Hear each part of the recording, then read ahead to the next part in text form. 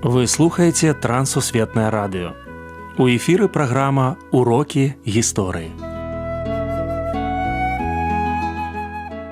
Запрашаем у падарожжа падзей, асоб і фактаў. Вучыцеся разам з намі. Добрый дзень, сябры.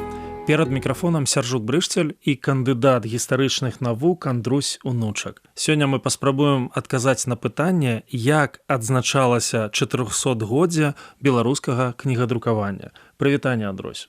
Прывітанне, Сяржук. Прывітанне, шаноўныя слухачы. У 2017 мы святкавалі 500годдзе беларускай бібліі і адначасова 500годдзе беларускага кнігадрукавання. Чаму папярэдні юбілей 400годдзя беларускага друку святкаваўся ў 1925, а не ў 1917. Дзякуй за пытанне. Сапраўды гэта вельмі такі цікавы момант нашай гісторыі, таму што рэальна, гістарычна, 400годдзя беларускага кнігадрукавання прыпадае менавіта на 1917 год. Але мы памятаем гістарычна, што гэта год рэвалюцыі, гэта год Першай сусветнай вайны, і таму, канешне, было не да адзначэння. Хоць публікацыі, прысвечаныя скарынаўскім выданням, з'яўляліся ў 18 годзе. Вось, напрыклад, газета «Вольная Беларусь» надрукавала некалькі такіх нарысаў Рамуальда Зямкевіча, які пісаў пра ўнёсак скарыны ў беларускае кнігадрукаванне. Але рэальная ўжо сітуацыя, калі стабілізавалася, і калі была створана фактычна некалькі інстытуцыяў беларускай культуры, напрыклад, інстытут беларускай культуры, беларускі дзяржаўны універсітэт, то толькі тады стала магчымым адзначыць гэта на такім шырокім, можна сказаць, дзяржаўным узроўні. Як выглядала святкаванне 400годдзя беларускага друку? Вось гэта вельмі цікавы такі момант, таму што, па-першае, Беларусь на той момант была падзелена на дзве часткі. Гэта была савецкая Беларусь у складзе Савецкага Саюзу і заходняя Беларусь у складзе Польшчы. І па абодва бакі мяжы адзначэнне вялося. Калі казаць пра Менск, сталіцу БССР, менавіта так ён называўся, Менск, то тут з ініцыятывай адзначэння скарынаўскага юбілею выступіў рэктар БДУ Уладзімір Іванович Пічэта. Гісторык, чалавек, які нарадзіўся ва ўкраіне, жыў доўгі час у Расіі, але стаў першым рэктарам БДУ. І вось ён прапанаваў яшчэ ў чэрвені 1924 году стварыць адмысловую камісію у складзе Інстытута беларускай культуры. Яна так і называлася «Скарынінская камісія». І пачаць падрыхтоўку да гэтага свята. Камісія вось доўгі час працавала, зрабіла пэўныя такія крокі, захады. У заходняй Беларусі таксама выходзілі кнігі. Напрыклад, выдаў кнігу такі Людвік Абрамовіч, прадстаўнік краёўства. Ён напісаў кнігу і выдаў яе на польскай мове, якая называлася «400годдзя кнігадрукавання ў Вільні». І выдаў кнігу, прысвечаную 400годдзю беларускага кнігадрукавання, ксёндз Адам Станкевіч, ужо на беларускай мове. Гэтыя ініцыятывы, яны былі вось і там, і там. І такім чынам, у прынцыпе, гэты юбілей скарынаўскі, ён як бы з'яднаў дзве часткі падзеленай Беларусі. Што пісалі пра Францыска Скарыну 100 год таму? Было вырашана, калі мы кажам пра скарынінскую камісію Інбелкульта, выпусціць адмысловы навуковы зборнік навуковых артыкулаў. І ён быў выпушчаны, праўда, значна пазней, у самым пачатку 1927 году, хоць пазначана на ім дата 1926. 12 артыкулаў там, з іх 4 артыкулы напісаў Уладзімір Пічэта. Ён быў проста маторам гэтага святкавання. Ён апісаў Полацк, ён напісаў скарынаўскія друкі, і ён пісаў пра ўсю гэту атмасферу, якая там была.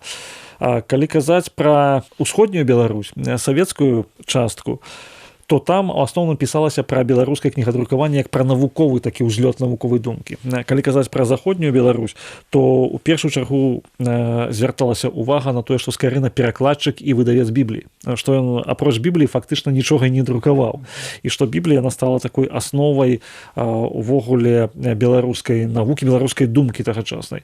Тут трошкі розніліся акцэнты, але і там, канешне, пісаліся, што Скарына гэта постаць нацыянальнага маштабу. Што рабілі евангельскія хрысціяне, каб адзначаць 400годдзя беларускага друку? Мы павінны звярнуць увагу на Лукаша Куцьмалея, яго жонку Серафіму, Вальдэмара Гучча, меркавалася так, што 1925 год выйдзе першая беларуская Евангелія, ну, маецца на ўвазе на сучаснай беларускай мове.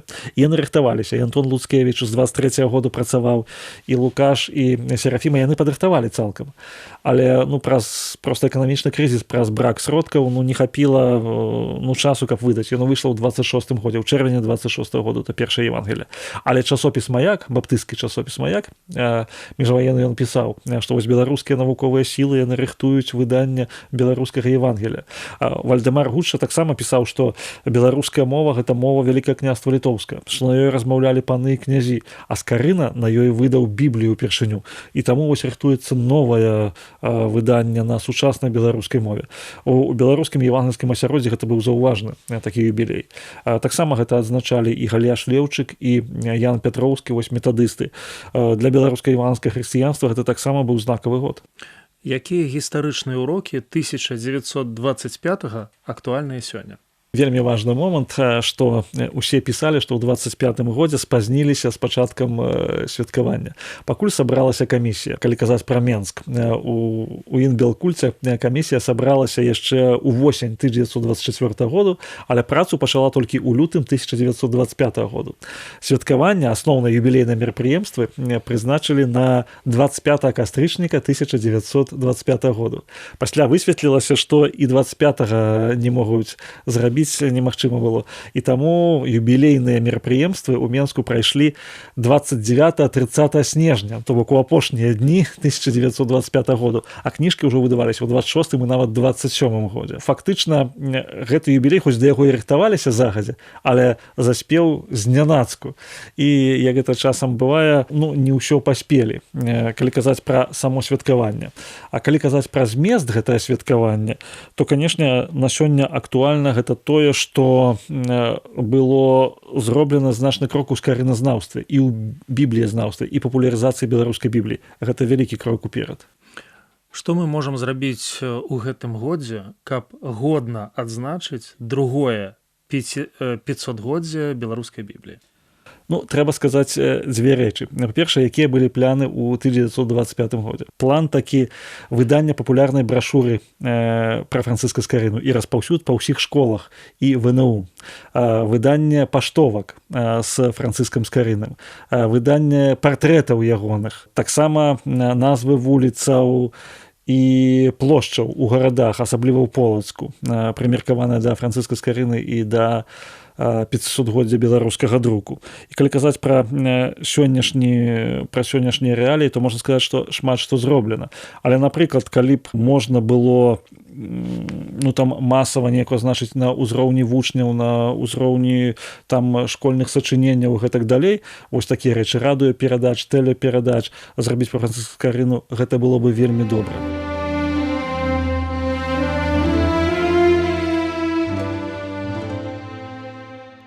На сёння вядома пра 519 друкаваных экземпляраў і 45 рукапісных копій выданняў Францыска Скарыны. Друк Бібліі – гэта святочная падзея, якая належыць да беларускай і сусветнай кніжнай культуры.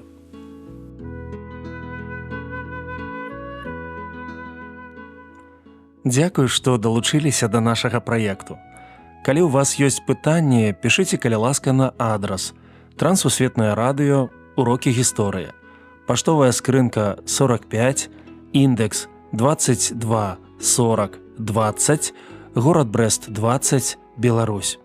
Пакідаю для сувязі электронную пошту rmtwr.by@gmail.com. Шукайце нас на сайце twr.fm. До новых сустрэч!